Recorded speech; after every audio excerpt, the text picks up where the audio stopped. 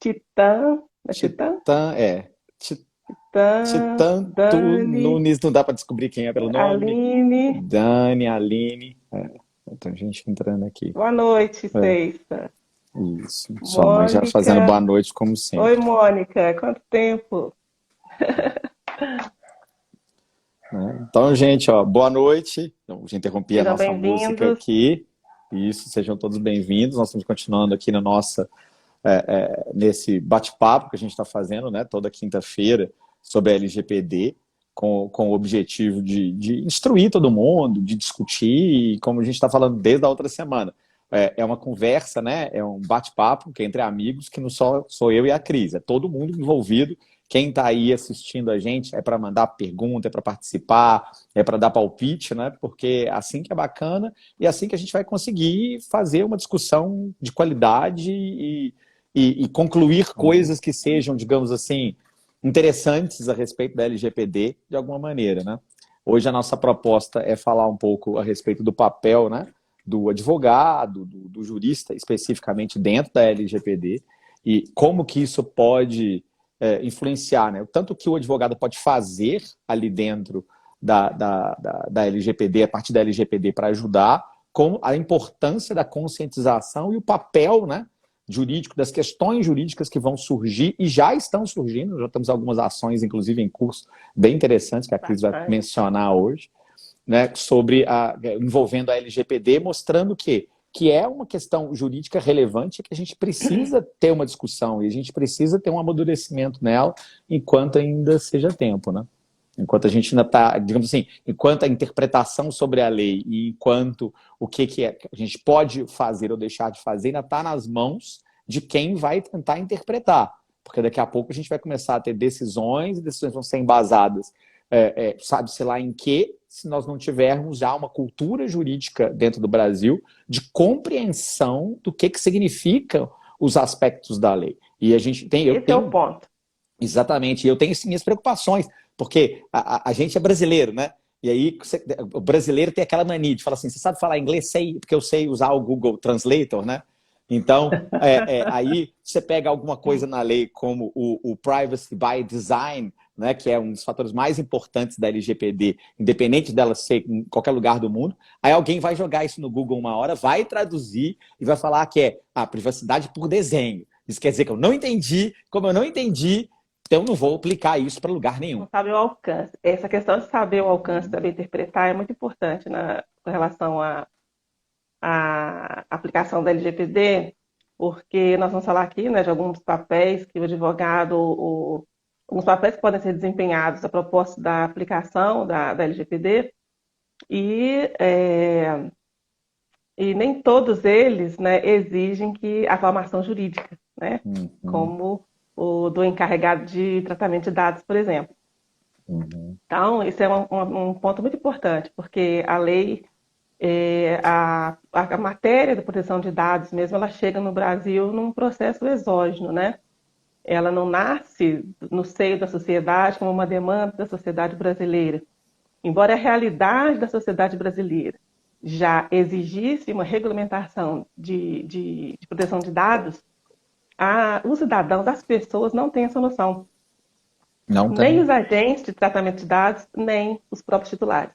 Então, Sim. o trabalho de conscientização é enorme e o papel dos profissionais de direito é crucial, porque justamente para que a gente não tenha uma consolidação dessa legislação por baixo, né, de forma simplista, né, que acaba por fragilizar a própria proteção, né, e não vai cumprir aí o propósito da própria lei. Sim. Então, é muito importante que os profissionais do direito busquem entender a gênese, entender de onde surgiu o porquê de cada instituto e como que ele se relaciona com os demais institutos e com os demais ramos do direito, né? Então, não é uma lei simples, né? E depois Uhum, que você pega o jeito, né? Flui. sim. Mas não é uma lei simples e não pode ser interpretada nos mesmos moldes das outras leis já existentes. E eu vejo essa tendência. Uhum, Você olha para o que está escrito lá, julga que já sabe de que se trata, que o Renato acabou de falar, porque Uhum. às vezes tem alguns termos que são conhecidos. Uhum. Então, a partir disso, você tira uma interpretação da lei aquém, mas muito aquém do alcance pretendido na instituição daquele dispositivo. Sim. E, nesse papel, os tribunais têm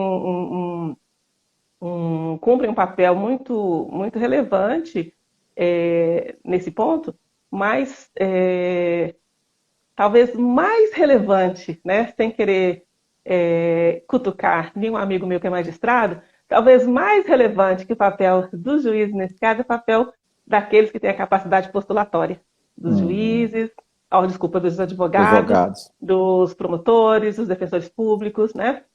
Por Uhum. quê? Porque são eles que desenham o conflito, são eles Isso. que constroem, né, o problema jurídico a ser solucionado. E E que dependendo da forma como esse problema é desenhado e de acordo com a fundamentação que é apresentada para solucionar aquele problema, é que vai vir a decisão do juiz. Então, muitas vezes se critica a decisão e chama a decisão de rasa, Uhum. enfim. Mas a decisão ela é de acordo com o que é apresentado, Exatamente, a né? Então, a discussão é lide é rasa. construída exatamente, se a construção é rasa, a Uhum. decisão não vai ser robusta. Exatamente, esse Até porque o processo juiz tem agora. muitos processos, ele não vai. É o trabalho do advogado levar Isso. para o juiz tanto a lide adequadamente configurada, quanto muito bem sustentada e fundamentada. Sim, Então, é até um porque desafio muito grande para todos nós. sim, até porque a lead hoje, né, como você falou, é um processo dialógico. Ela é o que você falou, ela é construída intraprocessualmente. E é exatamente o que você colocou. Aquilo que não está no processo não está no mundo. Juiz, promotor, muitas vezes não tem a capacidade nem o direito legal de introduzir discussões além daquelas que os advogados já colocaram no processo. E como você pontuou antes, termos já conhecidos são um perigo. Eu tenho o pavor, tem uma palavra que está na LGPD em vários lugares, artigo 6º, 9º, 12º, 17º, se eu não me engano. Olha, ele Se eu estou colocando negócio, conhece. essa palavra eu tenho pavor dela, que é a palavra clara. Parece uma palavra boba, parece um termo tranquilo que todo mundo sabe o que significa. Mas o problema é que, na hora que você pega lá no CDC, o Código de Defesa do Consumidor também usa que tem que haver informação clara ao consumidor de direitos A, B e C. E os nossos tribunais, de maneira reiterada, concordam que, eu colocar letras pequenininhas na televisão durante 10 segundos e que não dá para ler, se eu tenho que entrar em 30 links e procurar onde que tem lá no Isso não CDC é uma possível, isso não é aceitável. informação, exatamente, os nossos tribunais entendem que é claro. Na hora que a gente pensa no CDC, eu ainda viro e falo, cara, isso é inaceitável, como você falou, é inaceitável. Mas Mas pelo é inaceitável menos perante o CDC. E quando eu isso, advogava aí no Brasil, isso, não era aceitável, não. isso, é aceitável. Então, os tribunais reiteradamente decidem desse jeito. Desde que o link não esteja muito escondido, ou coisas parecidas com isso, que são válidas essas normas. Foi um retrocesso, então. Isso, imenso. Não é de hoje que está acontecendo isso, não. Você pega a LGPD, que usa a palavra claro da mesma maneira. E o perigo dos tribunais começarem a achar por que tem aquele LGPD é pior. Porque lá no CDC, pelo menos, a gente tem normas claras, de certa maneira, né, mesmo com a cacofonia de claro, clara, né, de que o que tem que ter de informação ou não. Na hora que a LGPD fala que a gente tem que ter informações claras sobre que tipo de processamento de dados vai ser feito, qual a finalidade, não é tão óbvio o que está escrito lá. Na hora que fala que eu tenho direito a saber quem é que está tratando meus dados, aonde eles foram, qual a finalidade, como ter acesso a quem tratou meus dados, onde eles estão, não está de forma tão clara na LGPD como fazer. O risco dos nossos tribunais entenderem que esse claro tem um link lá, cumpriu, tem uma letrinha pequena em algum lugar, cumpriu, e eu acho, e o sentimento que eu tenho em relação a claro é o mesmo que eu tenho em relação ao CDC. Claro, para mim, Mas é é na aquilo linha que do é CDC. indiscutível. Aquilo que é E eu tinha uma indiscutível. tranquilidade em relação a isso, justamente porque a Hum, gente tem uma experiência consolidada. A experiência hum, que eu tenho da advocacia, que eu ainda exerci aí, hum, mas eu parei de exercer advocacia, né, há muito tempo, e depois fui para o tribunal. hum. Mas a experiência que eu tenho é essa, de que, e a esperança que eu tenho de uma boa aplicação da lei em diversos pontos é justamente pela nossa experiência do CDC, né? Porque é uma coisa que não tem por aqui, né? Que a gente já conversou disso, eu acho. Hum, Mas A gente deu muito espaço O, para trás no CDC nos últimos anos. Você não tem noção das coisas que a gente, das decisões que têm aparecido aqui a respeito disso. se for assim, realmente é retrocesso e vai precisar ser revisto. E Uhum. isso depende realmente dos profissionais do direito se interessarem por fazer, desempenhar o seu papel da melhor forma, né, entender a profundidade e a relevância que é essa matéria de proteção de dados pessoais. Como a gente falou na live passada, isso é apenas o início do processo, né? Isso ainda vai ser modificado. A evolução da nossa sociedade ainda vai exigir legislação diferenciada em função das inovações que estão por vir.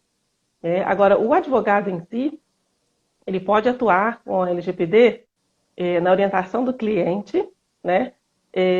Seja previamente, seja após já um problema existente, né? Na defesa, na função da defesa dele para a solução desse problema, ele pode atuar como consultor de outros advogados. Em alguns casos, alguns escritórios têm já os seus clientes e eles vão assessorar esses clientes de alguma forma, porque já existe uma relação de confiança, mas eles não são especializados, então eles podem Uhum. precisar de uma consultoria especializada, né? Uhum. O É, próprio escritório provavelmente vai precisar de uma, porque hoje os escritórios de advocacia também têm que se adequar de qualquer maneira tem, à LGPD, eles também têm os dados dos é, clientes de qualquer maneira. Aí você pega é, escritórios de níveis mais altos, mais elevados em advocacia de grande porte, a quantidade de dados que esse escritório tem, que tem acesso, tanto os que são permitidos quanto os não permitidos, é imensa, eu diria que é quase infinita. E como a gente até falou, você falou numa das lives anteriores, a maior parte dos escritórios de advocacia sequer tem a compreensão de que eles precisam se adequar, de que eles têm acesso a dados de clientes. Há uma certa compreensão de que não, a gente não precisa, a OAB não falou que tem, então é porque eu não tenho. Como se só a OAB pudesse legislar alguma coisa em relação a advogados. Né? A gente está, eu acho que há um sentimento entre advogados muitas vezes de que que a advocacia é uma certa casta paralela ao planeta, né? A gente só tem que obedecer regra na que a gente verdade, quer. na verdade, vários segmentos querem se colocar de fora, né? Como eu Uhum. até mencionei, um dos diretores da NPD disse que eles recebem lá pedidos, vários pedidos, né, de instituições, de organizações solicitando a dispensa de aplicação da LGPD na sua organização. Chega a ser ingênuo, não tem como, né? Não, chega a ser Mas como isso dantesco. vai ser estruturado no nosso país, nós precisamos cuidar, e cuidar muito bem, Sim, mas chega a né? ser dantesco, você não concorda comigo? Eu fico imaginando o Denatran, né, o DENIT, sabe como é que chama isso hoje em dia, receber um pedido da Uber para que os motoristas de Uber não tenham que obedecer o código de trânsito, porque eles estão numa situação especial, diferencida dos outros. Mas, assim, peraí, É por não está aí, é dirigindo, por não? aí. É no mesmo nível. É. E os advogados também podem atuar como encarregado de tratamento de dados. Quando nós falamos na outra live sobre os agentes de tratamento, nós não falamos sobre o encarregado porque ele não é um agente de tratamento. Os agentes de tratamento de dados são apenas o controlador e o operador, ou seja, são aquelas instituições que têm dados, são as pessoas jurídicas, ou todas as pessoas jurídicas e as pessoas físicas que utilizam dados pessoais na sua atividade econômica. Né? E o controlador é aquele que, a propósito de quem o tratamento se realiza, então ele é quem define a finalidade, a base legal, as principais decisões, né? Ele tem o poder de decisão sobre o tratamento de dados.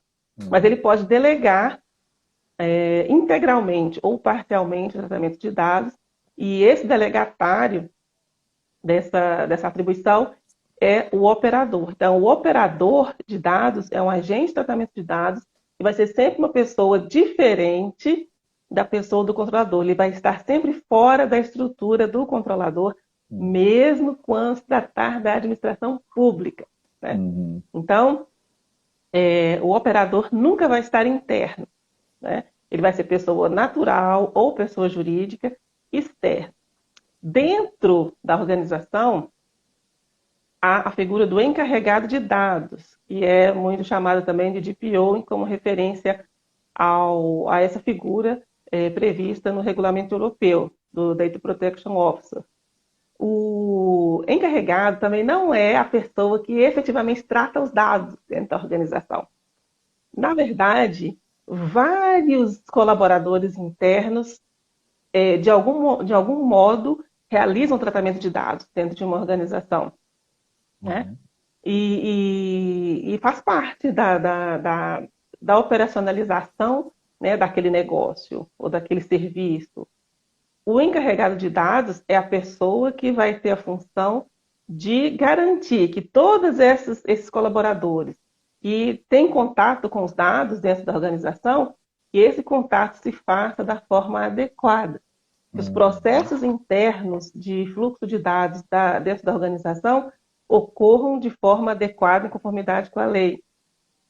Que todos os colaboradores e também a direção da organização tenham consciência, né, em relação à privacidade, proteção de dados, que tenham, Uhum. ele é responsável por fazer a conscientização de todo o corpo funcional da organização. A Tem lei que não ser exige alguém. uma formação específica. Então, aí Uhum. que entra a questão do advogado. Não é preciso ser advogado para ser encarregado de dados. Uhum. Não é exigida nenhuma formação específica. Uhum. Mas é preciso, porque a função exige que ele tenha conhecimento, um bom ou um excelente conhecimento sobre proteção de dados pessoais, um Uhum. excelente conhecimento sobre a LGPD. Ele tem que ter algum conhecimento jurídico, né? Mas não precisa ser advogado. As empresas têm normalmente indicado para esse cargo ou advogados, ou profissionais de TI, ou Uhum. profissionais da administração, gestores, né? Mas também pode ser, a pessoa pode vir de qualquer área, desde que ela se imuna do conhecimento necessário para o exercício da função. O conhecimento deles vai ser, inclusive, essencial para a demonstração da boa-fé e da tentativa dentro do potencial máximo de proteção dos dados de privacidade, não é isso? Porque se você coloca ali um profissional despreparado, ainda que você, entre aspas, cumpra o requisito da lei de ter o profissional específico, você não cumpre. Porque é o famoso fim, para inglês ver, você coloca alguém no cargo, mas a falta da formação específica da pessoa no cargo e da competência para fazer esse controle específico, por si só, já seria caracterizador, dentro da lei, pelo que eu entendo, de que essa pessoa não é qualificada e, consequentemente, aquela empresa específica ou aquela pessoa que trata aqueles dados não tomou, já lá na origem, digamos assim, no primeiro passo a ser dado, já não tomou o cuidado necessário à proteção adequada de É, dados. não vai haver nenhum tipo de fiscalização quanto à formação do encarregado de dados. Eu tenho que A má provar a minha formação dele competência. vai ensejar, vai originar problemas, É né? uma Ele evidência não de vai que eu conseguir não. manter a Isso. organização em conformidade. Então, isso É. vai se revelar na frente, na forma de uma disfunção em relação à proteção de dados pessoais. A principal característica que o encarregado de dados precisa ter, segundo assim, grandes empresas, médias empresas que já têm o encarregado estabelecido, algumas empresas estabelecem um encarregado com uma equipe, né, uma comissão, e outras empresas têm uma pessoa. Essa pessoa pode ser interna, um colaborador interno, pode ser contratado internamente, fazer parte do corpo funcional, ou ela pode ser um profissional externo contratado. Agora, o que ela precisa mesmo é conhecer profundamente a própria organização, a própria empresa, a identidade da empresa, o modelo de negócio, como que ela funciona, o que que é importante para aquela empresa. Obviamente, além do conhecimento em proteção de dados pessoais, né? Uhum. E ser um bom interlocutor entre as diversas áreas da empresa, porque Sim. ele vai precisar fazer um trabalho multidisciplinar, ter contato com todas as áreas praticamente fazem algum tipo de tratamento de dados pessoais. E ele vai Uhum. precisar conversar com todas as áreas, vai influenciar, vai modificar processos dentro de todas essas áreas. Então, ele precisa conseguir dialogar, né, com as diversas áreas, com os diversos setores, e cada um é de um jeito, e já estão todos acostumados a determinados processos já antigos, né? Aquele famoso jeito, eu sempre fiz assim. Então, ele Exatamente. tem que ter competências internas, interpessoais, que possibilitem a implementação da cultura de proteção de dados internamente. Então, é uma característica muito importante, mas não é preciso ser advogado. O conhecimento interno da empresa, do negócio, é muito importante, eu concordo com você plenamente, porque ele que, na verdade, vai ser o mecanismo de starter de dizer que dados que a gente tem que tratar e que dados que não. Porque hoje a gente tem uma cultura, a gente até falou isso em outras lives, né, de você pegar todos os dados que você queira, independente de você precisar deles ou não. Mas isso expõe a sua empresa a um risco desnecessário. Porque no momento em que haja uma falha, como é que você justificaria que você tem dados que não têm nenhuma finalidade? Quando você pensa do lado contrário ao advocatício, não de proteger a empresa, mas do lado de processar a empresa, né? Que também, inclusive, é uma utilidade muito grande do advogado. A gente serve para isso. Né? A gente vai achar lá onde processar. Na hora que alguém vazou os dados, ainda que essa empresa tenha tomado cuidado com os dados, há aqui uma discussão sobre, mas por que você tinha tais dados meus? Você não tem finalidade nenhuma lá dentro? Há um erro de processo aí também, que pode ensejar uma responsabilidade também. Até é um erro grave. Tá? Isso, manter dados desnecessários é um erro grave, viola o princípio da necessidade, e isso pode ser levado para a NPD. Exatamente, a própria lei exige isso, que você precisa ter a finalidade em relação àquele dado que você colhe. E isso tem que ser observado em alguma pessoa. O controlador aqui, essa pessoa que faz essa ponte no final das contas, ao conhecer a legislação e conhecer a empresa, ele é capaz de identificar isso. Quais são os processos, quais são os dados necessários. Porque às vezes um dado que para mim... todo o processo. Isso, às vezes um dado que para mim, para você pareça inútil, faz sentido dentro da empresa em algum lugar da estrutura. E que a gente não vai... Mas aí ele não precisa passar por outros lugares. Sim, ele faz sentido em determinado setor. Ele não precisa passar por outros setores. Ele pode ir diretamente para o setor que precisa dele para alguma finalidade. Né? Exatamente. Então, isso tudo é o encarregado que vai fazer. Agora, o fato do encarregado não ser advogado, não precisar ser advogado, e muito bem que seja assim, inclusive, isso coloca a questão de que, em muitas situações, o encarregado vai precisar de uma assessoria especializada, de um advogado que seja especialista em proteção de dados pessoais. Né? Então, é um outro momento de atuação do advogado.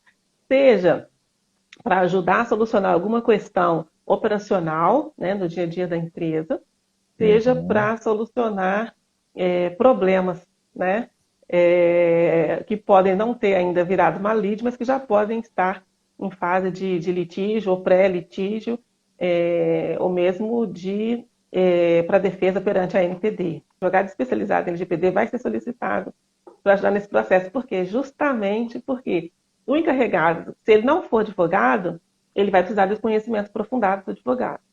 Agora, se ele for advogado, ele precisa cuidar de tantas coisas que o conhecimento, ele tem um conhecimento, mas ele não tem um conhecimento jurídico, né, profundo, muitas vezes, né, sobre proteção de dados, que o permita construir a defesa adequada, porque ele está ligado em na juridicidade de todo o processo, né, do dia a dia da empresa, processo operacional da instituição, da organização. Então, ele pode precisar também dessa assessoria. Eu queria destacar uma outra coisa. Para fazer o processo de adequação, né, numa das etapas do processo de adequação, e é isso aí todas as organizações vão precisar fazer, é a adequação dos seus contratos, dos contratos existentes. Os contratos com fornecedores, com parceiros de negócio. Se não há contrato, é importante que seja elaborado um contrato, ainda que seja específico, para regulamentar a relação entre os dois parceiros relativamente a quem vai fazer o quê e qual a responsabilidade, né? O operador precisa dar retorno para o controlador, então é preciso definir prazos, né? Se ele vai receber as demandas do titular de dados, se não vai, se ele vai colocar em evidência o contato direto do controlador, enfim, todas as questões que vão envolver o compartilhamento de dados, né? Quem lá dentro vai ter acesso do operador, porque os dados, o banco de dados está sob custódia do controlador, né? Então é ele que determina como o operador vai atuar. Mas essa relação, a gente já falou disso, né, na outra live, ela se define na prática, como as coisas vão acontecer na prática. Agora, é preciso antecipar, prever como que isso vai se dar e colocar em contrato. o consultor que vai fazer a adequação nas organizações nesse momento não precisa ser advogado. E aí várias pessoas defendem que esse consultor, mesmo não sendo advogado, que ele pode elaborar os contratos, que ele pode fazer os aditivos contratuais. E aí, nesse ponto, há uma divergência, né? Porque há um entendimento, inclusive do Conselho Federal da Ordem dos Advogados do Brasil, de que elaboração de contrato é ato privativo de advogado. Né? E aí você mas a orientação do Conselho não é vinculativa. Bom, mas eu não acho que seja razoável querer pagar para ver. Por quê? Porque a pessoa que não é advogada, se ela faz isso, ela pode sofrer um questionamento judicial, né, alegando exercício ilegal da profissão. Não só isso, a gente volta à origem. Se colocar nessa posição de sujeitar a isso. Volta à origem da discussão sobre a segurança jurídica da coisa. Você fez os contratos de compartilhamento de dados feitos por uma pessoa não qualificada para fazer contratos. Uma coisa é se você tem um advogado especializado e ele se equivoca e de alguma maneira um dado vaza sem dever. Mas você mostra que você tomou o cuidado devido. Voltando um pouquinho atrás e fazendo um paralelo com a lei de falência, a lei de falência fala a mesma coisa em relação ao administrador judicial da falência, né? Que deve ser preferencialmente advogado ou economista ou alguém, o administrador. E o que se faz hoje em dia é a criação das sociedades empresárias com o objetivo de administrar a massa falida, onde você tem presentes advogados, administradores e economistas, porque você precisa de todos eles. O advogado não vai entender da economia igual o economista não vai entender da advocacia. Aqui é a mesma coisa paralela. Há necessidade de pessoas que trabalhem nessa função, que tenham conhecimento de TI, que tenham conhecimento de administração e que tenham conhecimento jurídico. Independente de quem seja, digamos assim, o titular específico do cargo ali dentro, a consultoria externa ou a criação desse grupo de trabalho em que você vai ter mais de uma pessoa trabalhando em conjunto para atingir aquele objetivo, vai acabar sendo necessária. Você não pode simplesmente achar que um deles vai suprir a falta dos outros. O advogado que achar que ele vai entender de TI ou de administração também o suficiente para suprir o conhecimento desta área ao fazer a parte jurídica, eu também acho que ele está trocando o pé pelas mãos. Ele está exagerando naquilo que ele acha que ele dá conta. Se é o advogado que está na função, ele vai precisar de um administrador, de um profissional de TI que o apoie. Se é um profissional de TI, vai precisar do advogado e do administrador. Se é o administrador, vai precisar do profissional de TI. Exatamente, essa é a ideia da multidisciplinariedade. Exatamente, não tem outro jeito de funcionar, porque não se pode exigir de ninguém ser demais. E nisso não importa nem o tamanho da empresa. Pode ser a pequena ou pode ser a grande. Aqui eu não vejo a desculpa de que eu sou pequeno demais para ter um grupo multidisciplinar aqui. Não, aqui é necessário ter. Quando é grande, esse grupo é interno. Né? Quando é pequeno, a organização ou o empresário, ele já tem o profissional de TI que o atende, que faz para ele desenvolvimento de software. Né? Isso, já tem o advogado que advoga para ele. Concordo. Já tem o advogado que o atende quando ele precisa. Exatamente. Agora, para apoiar, né, o encarregado de dados. Né? Agora, com relação a um problema mais complexo de proteção de dados, vai precisar de um advogado especializado em LGPD. O modo de raciocinar, de perceber a legislação para a aplicação dela, não é o mesmo comumente utilizado na aplicação das outras leis. Não é tradicional. Isso precisa ficar muito assentado, porque, como eu disse no início, como no Brasil esse processo é exógeno, né, não se tem essa noção. Percebe-se, é uma lei como todas as outras, ainda veio de fora para dentro, de cima para baixo, ninguém... E para oprimir, para impedir, essa foi a sensação primeira. Né? E agora a gente precisa perceber que é muito pelo contrário, é para dar liberdade, né? Para permitir o crescimento, o desenvolvimento econômico, o desenvolvimento das empresas, porque elas precisam tratar dados para otimizar o negócio. Né? Então, o objetivo da lei é positivo, mas tutelar. Né? Por quê? Porque o uso desses dados coloca em risco os titulares dos dados, as pessoas que são titulares das informações daqueles dados. E, por consequência, colocam em risco quem é o detentor desses dados, porque, afinal de contas, a responsabilidade civil está aí. inclusive previsto na própria lei. Se eu não cuido de verdade dos dados que você me cedeu, ainda que com autorização, eu sou responsável por isso. Aqui há um escalonamento, é o que você acabou de falar. As pessoas não têm a noção. Agora está todo mundo esperando o dia 1º de agosto, que é quando entra em vigor a parte sancionatória da lei. Na hora que Há pesar uma no bolso é que eu expectativa quero de que ver. vai haver um boom, né? A NPD ela vai ter o cuidado de iniciar com orientações, né? Assim, uma atitude mais pedagógica, consultiva, mas ela não vai deixar de aplicar as penalidades quando ela entender cabível, né? E Claro. isso já foi dito por mais de um diretor da NPD, né? Uhum. Que ela vai sim, ela tem esse papel, faz parte das competências dela, a orientação e a promoção da educação em proteção de dados e tudo mais. Mas não é um passo anterior à aplicação de penalidades necessariamente, não. Né? Em cada caso, ela vai analisar e ver do que se trata. E teve um diretor que foi muito enfático, que disse que ela tem essa preocupação de orientação, mas que vai atuar de forma mais incisiva se precisar reprimir violação de dados, reprimir risco de dano para os titulares dos dados. Né? O Então, que hoje no se Brasil os diria que é uma titulares estão em regra. risco, ela não vai dar uma orientação, ela vai atuar para eliminar aquele risco. Eu diria que no Né? dia 1º de agosto ninguém vai dormir mais no Brasil, porque o que a gente mais tem no Brasil hoje é exatamente violação de dados. Eu diria que as pessoas, como a gente já falou várias vezes, não têm noção, não sabem que são detentores de dados, não têm noção de que elas podem colocar um dado em risco e divulgam dados da maneira mais absurda possível. O papel dos magistrados, né, dos juízes, ele tem esse papel em relação à proteção de dados, ele tem a mesma relevância, né, do papel do magistrado na decisão de qualquer processo, obviamente. Mas, como a gente está numa fase de conhecimento desse universo que é novo, proteção de dados, é fundamental que os magistrados também se armem do conhecimento necessário para a aplicação da lei. E não apliquem a lei, por mais que eu sei que há um volume muito grande de trabalho e uma cobrança muito grande, produtividade, CNJ, mas é muito importante que o magistrado tenha o conhecimento adequado, a compreensão adequada da dinâmica da lei para fazer a sua aplicação.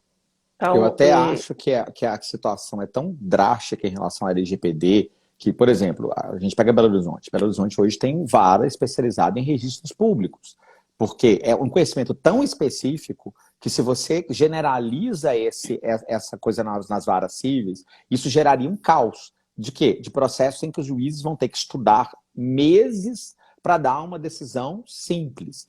Eu acredito que a LGPD requer a mesmo tipo de especialização. Pelo menos nas grandes cidades que existam eventualmente. Não estou dizendo hoje. Vou dizer, porque a gente vai ter que primeiro visualizar, inclusive, qual que é o volume de processos que vão existir a partir da vigência da LGPD com a questão sancionatória. Porque eu já vi avaliações que variam da água para o vinho. Gente que fala que até dezembro a gente vai ter milhares de processos em relação à LGPD sendo processados simultaneamente, enquanto outras pessoas acham que o número vai ser ínfimo. Eu acredito que em algum momento os processos judiciais a já gente podem vai ser chegar. Mas o problema iniciados, né? Eles não precisam da parte sancionatória da lei, já há muitos processos em tramitação. Eu concordo totalmente, mas eu acho que na hora da parte sancionatória é que nós vamos ver o volume real. O volume atual que existe da LGPD, ele é pequeno. Nós temos assim... porque aí vai despertar, né? As pessoas vão... a NPD vai começar a atuar e tal, e aí vão despertar, e alguns vão procurar a NPD, outros vão procurar o Poder Judiciário, outros vão procurar os órgãos de defesa do consumidor, que também tem competência para aplicar a LGPD, não para aplicar sanções previstas na lei. Essas sanções são aplicáveis pela a NPD, mas ela está estabelecendo protocolo de cooperação com diversas entidades. A questão inclusive, é tem a capilaridade, né? Concordo, mas a questão é psicológica. O brasileiro, por exemplo, o Código de Defesa do Consumidor pegou no Brasil A partir de que momento? A partir de que a gente começou a ver decisões judiciais que estavam efetivamente punindo fornecedores que estavam descumprindo normas do Código de Defesa do Consumidor, independente de quais forem. Eu me lembro de um caso emblemático lá no começo do Código de Defesa do Consumidor, de um pão de forma específico aqui do Brasil, em que lançou uma embalagem do pão de forma escrita assim: nesta embalagem, 25% menos calorias. As pessoas pensaram, cara, mudaram a fórmula. Na verdade, era porque tinha 25% menos de pão de forma. Eles só tiraram 25% da embalagem. Não tinha nem a informação de que o pacote era 25% menor e a informação induzia a crer que o pão de forma era menos calórico. E esse povo foi multado, teve processo judicial e eles foram punidos. E isso fez muita gente, na época, acreditar no CDC. A mesma coisa vai acontecer aqui, na minha concepção, na LGPD. Quando hoje as pessoas falam assim, meus dados foram violados, mas elas não ouvem a Rede Globo, não veem num jornal alguém falar de que alguém foi punido por isso. Na hora que as pessoas começarem a falar, houve punição, não me importa se era uma punição administrativa ou judicial. O que importa é que as pessoas vão adquirir fé de que existe a lei e vão passar a buscar um advogado especializado para falar, um dado meu foi violado. O que eu tenho direito em relação a isso? Como eu posso me defender? E a partir desse instante a gente vai começar a ver o quê? Esse volume de processo. Então, na minha ideia, usando a paralelo da lei de falências, entre 2 e 5 anos de agora, de agosto, a gente vai saber qual que é o volume de processos que a LGPD vai criar no nosso sistema jurídico. E eu sou muito mais tendente a acreditar que a gente vai ter um volume grande do que a gente vai ter um volume pequeno. E aí o volume grande pode justificar as varas especializadas, porque eu acho que juízes vão ficar loucos. Tem muito juiz aí que não vai entender nada. A dificuldade que eu coloquei não foi em relação a isso, até a especialização dos juízes, foi no fato da realidade, da transversalidade da matéria de proteção de dados pessoais. Então, ela vai o tempo todo estar sendo tratada dentro de um contexto, de um universo que vai envolver um outro ramo do direito, que já tem a sua vara especializada. Então, esse juiz, para decidir essa questão, vai muitas vezes ter que decidir proteção de dados pessoais também. Mas há questões puramente. Agora, vai exigir desse juiz da vara especializada em proteção de dados pessoais o conhecimento de todo o outro universo. Cada vez que chegar uma demanda, muitas vezes ele vai precisar buscar um conhecimento de um outro ramo do direito para poder entender como que a proteção de dados vai atuar ali dentro. Mas o mais importante é perceber que a lide que diz respeito à proteção de dados pessoais, ela é resolvida com os princípios e a lógica de funcionamento estrutural da própria LGPD, e não com a lógica do Código Civil, da parte de família, da parte societária. Né? Por isso que a própria lógica de proteção de dados que precisa ser aplicada ali. Por isso que eu acho que é mais fácil poucas pessoas estão atentas a isso. Por isso que eu acho que é mais fácil convencer, ou mais fácil eu ter um juiz que entende a LGPD e, se for o caso, ele vai buscar o direito material que ele não conhece tão bem, do que o juiz que conhece o direito material tentar entender a lógica da LGPD. Se você for pensar as varas empresariais... Sim, não tem dúvida. Se você for pensar as varas empresariais hoje, funciona muito dessa maneira. Um percentual muito grande de ações que são das varas empresariais hoje, na hora que você vai distribuir, você tem a opção. No próprio sistema do PJE te oferece a opção, em que você pode distribuí-la para a vara empresarial, porque você coloca como assunto primordial aquele que é o empresarial, ou distribui para uma vara civil, porque você coloca o direito material como o foco principal. E aí cabe muitas vezes o advogado entender isso. Se o assunto que você quer é que eu seja um juiz especializado em empresarial que veja aquilo, e não um juiz que entende direito civil tradicional, você vai distribuir para a vara empresarial. Porque você quer um cara especializado no raciocínio empresarial. Porque, embora sejam dois ramos de direito privado, a lógica é distinta. Você não pode achar que o juiz civil vai simplesmente entender a lógica empresarial. Se você for na matéria de mérito, é preferível o juiz empresarial. Ainda assim, eu canso de ver gente distribuindo errado e gente optando pelo juiz civil, achando que vai ser uma ideia melhor. A LGPD, eu acho que vai atrair eventualmente esse mesmo tipo de volume de processo e esse mesmo tipo de necessidade da especialização. Mas é um chute, eu confesso plenamente. Lá na frente é que a gente vai ter que ver se precisa ou se não precisa, e se tiver, porque é aquela coisa, Alguém, se precisar, alguém vai começar com essa especialização. Lá no sul do país, provavelmente. Tipo, Porto Curitiba, Alegre. Porto Alegre. Alguém vai colocar uma mala especializada nisso. Aí nós vamos ver o que vai acontecer. Se der certo lá, vira moda e todo mundo vai ter a sua. Se der errado lá, todo mundo vai falar assim, eu sabia que esse povo do sul é louco e tá errado. É assim que funciona. Então, tem algumas questões interessantes. E, recentemente eu vi na imprensa, eu não consegui acesso à decisão ainda, embora eu acho que vai conseguir. Uma ação proposta pela Defensoria Pública contra a concessionária do metrô de São Paulo, que instalou câmeras de vigilância, de reconhecimento facial, para prevenir crimes, né? E para encontrar pessoas desaparecidas. Então, com finalidade de segurança e tal.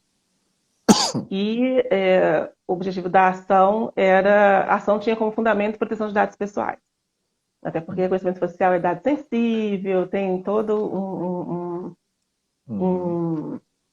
uma exigência específica para tratamento. E eu vi na reportagem que a juíza determinou que a empresa apresentasse uma série fizesse uma série de comprovações, né, apresentasse uma série de documentos e revelasse como que era realizado esse tratamento de dados. E o processo foi extinto porque ela considerou demonstrada a conformidade. E aí eu fico aqui eu quero muito ver a sentença, não tenho noção de cessar o processo, porque será? Assim, não sei quem é a juíza, não sei Mas é nada. um precedente Mas de está tão conformidade, inicial, né? está tão Qual inicial que é o isso no parâmetro que Brasil, foi usado? será que ela tem condições de falar que houve, que está sendo realizado em conformidade? Sabe? É algo para o que a NPD está se preparando há tanto tempo. Os técnicos da NPD estiveram aqui na Europa, fizeram um curso de formação aqui com os órgãos da União Europeia, para poder entender a operacionalidade da LGPD e tal. Então, já estão no início, né? Eu não sei se houve recurso, eu espero que tenha havido recurso dessa decisão, porque isso precisa ser mais debatido. Eu concordo. Porque não é formal. A comprovação não é formal. Como nós falamos aqui numa outra live, o Privacy by Design é o arcabouço dentro do qual está o regime jurídico da proteção de dados pessoais. Então, o princípio do Privacy by Design exige a efetividade. Então, a demonstração é de eficácia, não é de mera implementação formal. Sim. Né? E sem contar que só se tratar de dados sensíveis precisaria de consentimento. Exatamente. Isso, Mas eles estão tratando esse dado como reconhecimento facial em tese. Estou chutando. Mas eu também é tudo que ilação, porque a gente não conhece caso concreto. Exatamente, mas que esse dado sensível, que é o reconhecimento facial, que na verdade ele seria de alguma maneira, alguma forma de dado anônimo, para poder permitir que eu não tenha o consentimento. Agora, pois é, a comprovação disso é pericial. Não... Agora, olha o nível, porque nível do problema. Precisa auditar o sistema para ver como que ele dado é tratado ali dentro. Exatamente. Não é? Como que a empresa demonstrou isso? Eu fiquei muito curiosa. Eu também. Não, e não só como demonstrou isso, porque mesmo que demonstre isto de alguma maneira, é você dizer que um reconhecimento facial, em tese, pode ser anônimo. Olha o nível da ponte. Olha o nível da ponte. Eu te reconheço facialmente. Eu sei que você é a Cris, mas isso é anônimo. Peraí, como que isso é possível? Isso me incomoda. Isso me incomoda profundamente, porque eu falo assim, peraí, me reconheceu, ele sabe quem eu sou. É diferente de alguma coisa que é abstrata, é diferente de você falar comigo. Eu sei quantas pessoas entraram no metrô e tomaram um café do Starbucks. Beleza, isso é um dado anônimo, porque eu sei que 300 pessoas tomaram Starbucks. Né? Praticamente. Isso, exatamente, 300 pessoas de 6 milhões que passaram em frente ao Starbucks tomaram um café. Beleza, isso eu consigo entender, um dado anônimo. Agora, a Cristiane entrou na Starbucks e pediu um vanilla duplo. Isso não é um dado anônimo. Isso não tem como ser um dado anônimo. O grupo de trabalho do artigo 29, já mencionei ele aqui, foi um grupo de especialistas instituído durante a vigência da legislação anterior ao RGPD, né, aqui na Europa, a Diretiva 46 de 1995.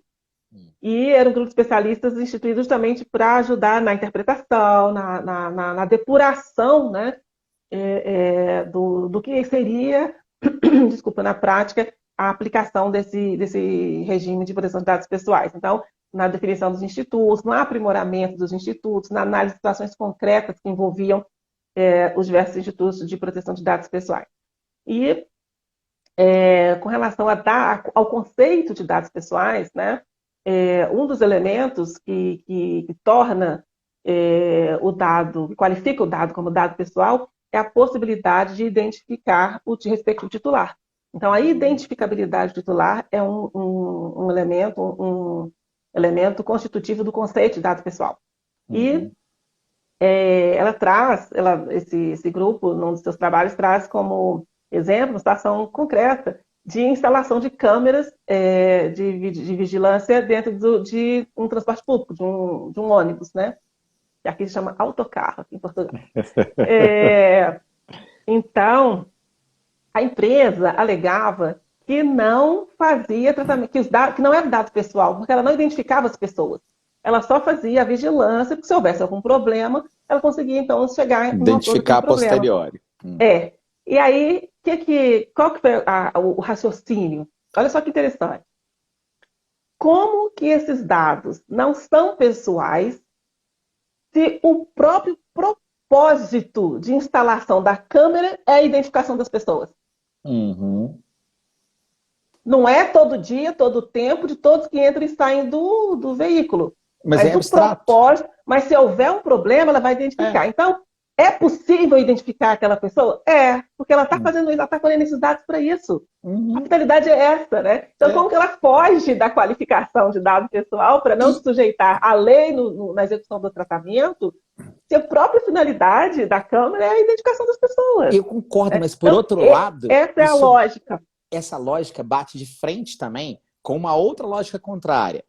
E o interesse público, vamos chamar de interesse público, de ter o dado da identificação da pessoa que realiza o ato ilícito também. Por exemplo, os Estados Unidos hoje usam, todo mundo não é que não disso. Pode ter, é que tem que fazer segundo a disciplina da LGPD. Mas essa que é a lógica, exatamente. Para fazer segundo a disciplina da LGPD, você tem algumas limitações. Aonde que está a linha? Aonde que está o corte epistemológico em que você vira e fala, isto eu posso fazer para a proteção do todo, da sociedade, digamos assim, para caçar um terrorista. Os Estados Unidos usam software de reconhecimento facial. Os Estados Unidos não podem ser utilizados aqui de exemplo, porque o sistema deles é completamente diferente do nosso.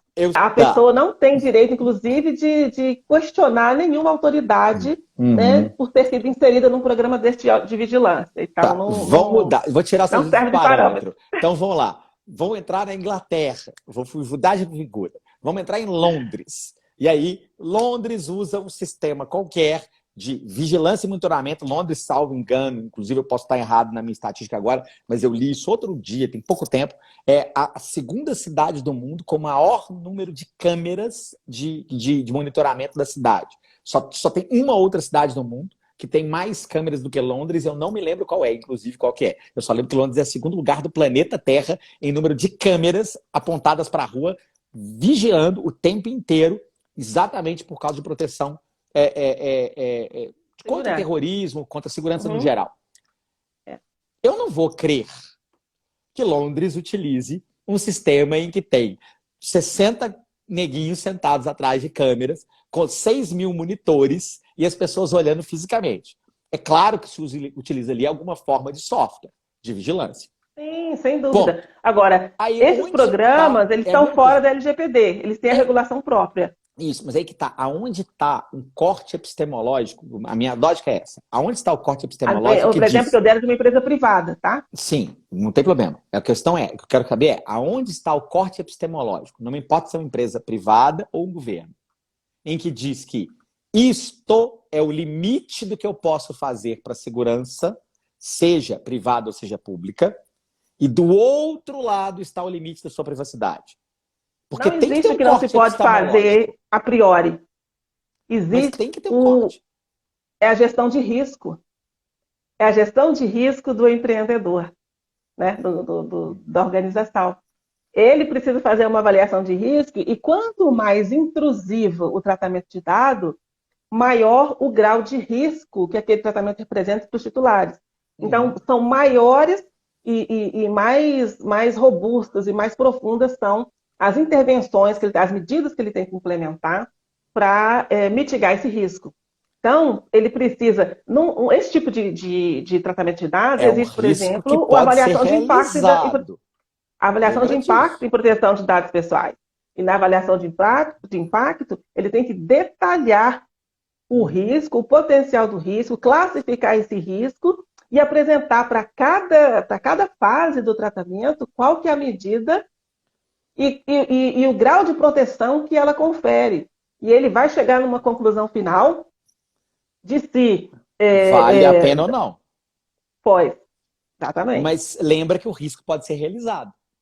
E na hora que o risco for realizado, porque eu joguei que não ia cair na roleta 36, mas caiu 36. O que alguns fazem aqui, igual, por exemplo, fizeram para o programa do Contract Tracing, né? Aquele programa de rastreamento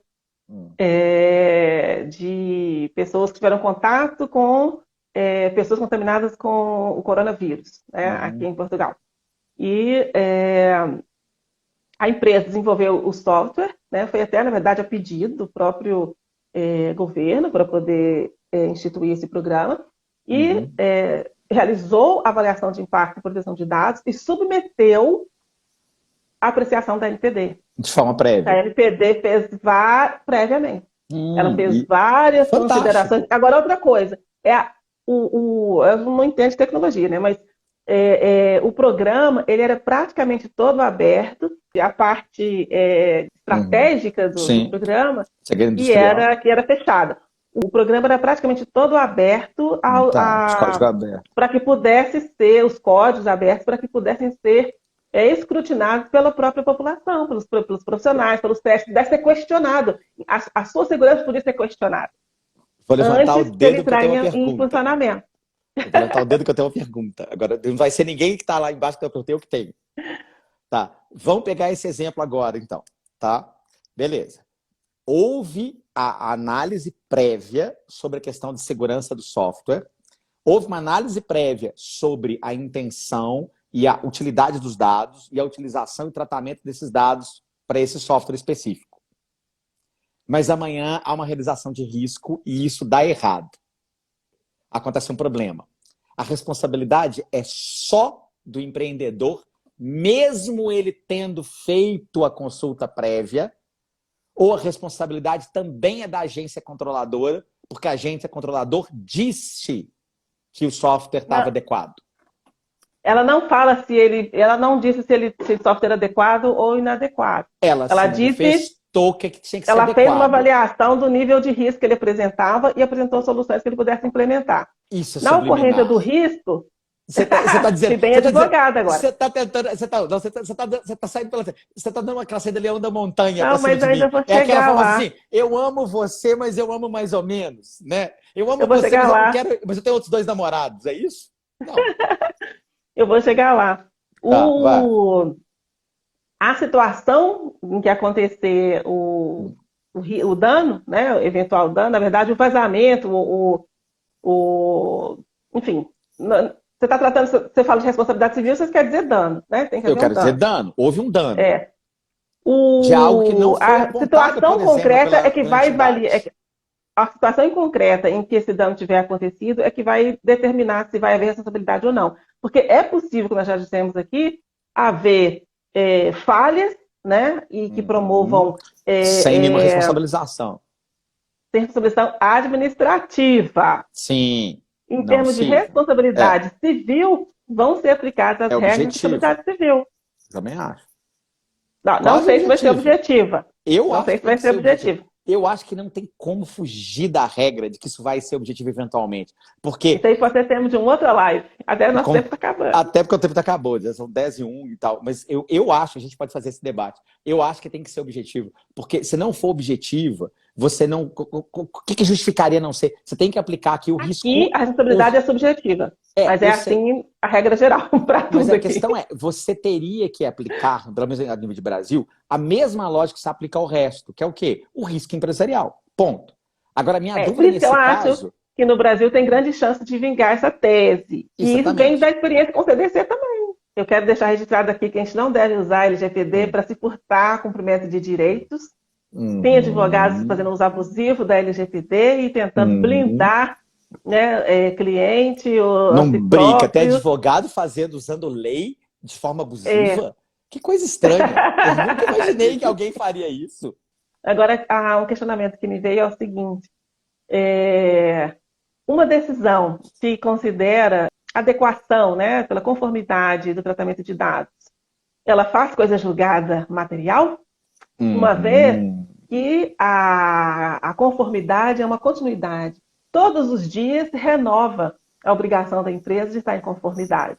Então, o julgamento que ela está em conformidade hoje, né, faz coisa julgada formal, mas faz Uhum. coisa julgada material ou ela pode ser questionada de novo amanhã, né, para se demonstrar que continua em conformidade, sobre os mesmos critérios.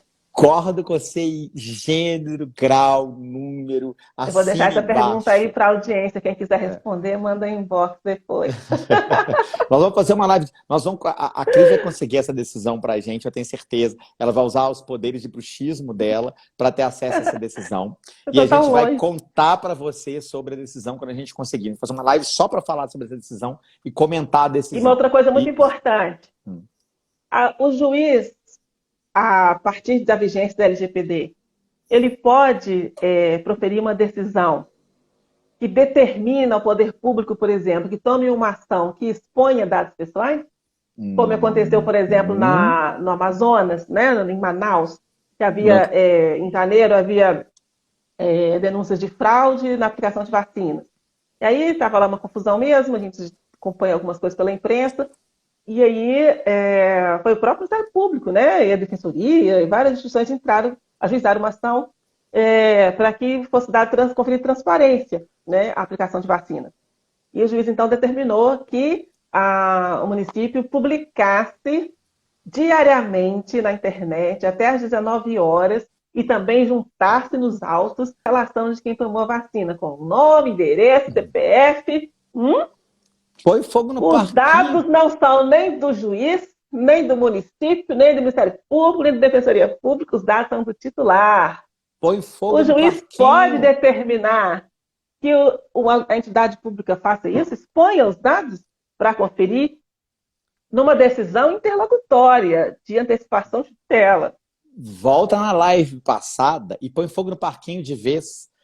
Então, a lei de abertura de dados e de responsabilidade do Estado, em que obriga a se colocar lá no portal da transparência todos os dados sobre o funcionalismo público, sobre quanto ganha, sobre endereço, nome completo, documentos, dieta 4 ela é constitucional, é lista, é ilícita, ela está em conformidade com a LGPD, ou qual das duas que prevalece?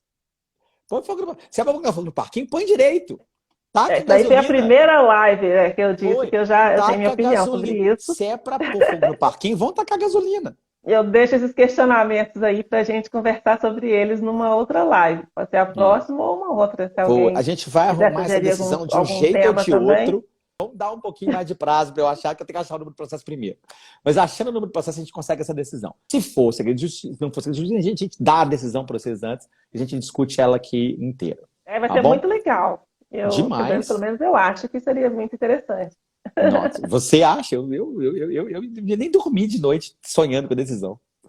Ó, obrigado de novo a Cris, obrigado a todo mundo que esteve presente até agora, obrigado, Carol, obrigado a sua mãe, né? Sua mãe é público fiel, total, e Carol agora a Carol tá ferrada, porque ela assistiu uma vez, vai ter que assistir todas, né? Porque se não assistir agora, tá Parabéns, de Carol, mais castigo. uma É. vez. É isso. O dia que ela Obrigada, não vê, obrigada, agora ela tá de castigo. mãe. É. Beijão. Ó, Obrigada, tchim, gente, que tchim. esteve aqui com a gente esse Ela, tempo, a Carol tá dizendo que ela se conversando. deu mal agora, que ela tem que assistir todas. Acabou de ficar de castigo, porque você tinha que falar, você se deu bem porque você viu a live. Não se deu mais porque tem que ver o papai falando. Tá vendo? Se deu mal A 2 vezes mamãe tá agora. ouvindo, que ela falou, ela voltou, a mamãe voltou. Deve ter sido Sua com ela mãe voltou, mesmo o valeu. problema. Sua mãe tá igual ao meu irmão uma vez, que caiu e gritou assim: Mãe, perdi a voz. E todo o quarteirão ouviu ele gritando. Ó, Leonardo, nosso cliente preferencial também está dando boa noite Aí, aqui. agora Valeu, você gente. congelou rapidinho Ó, para mim. Cris, foi. Até a Então, próxima aí, vamos ó. lá. Tchim, tchim. Tchim, tchim, tchim com vocês também. Tchim, tchim, todo mundo. Até a Muito próxima. obrigada mais uma vez e até a Quinta próxima que vem. quinta-feira. Quinta a gente está de volta. Até mais. Beijo, Cris. Beijo. Tchau.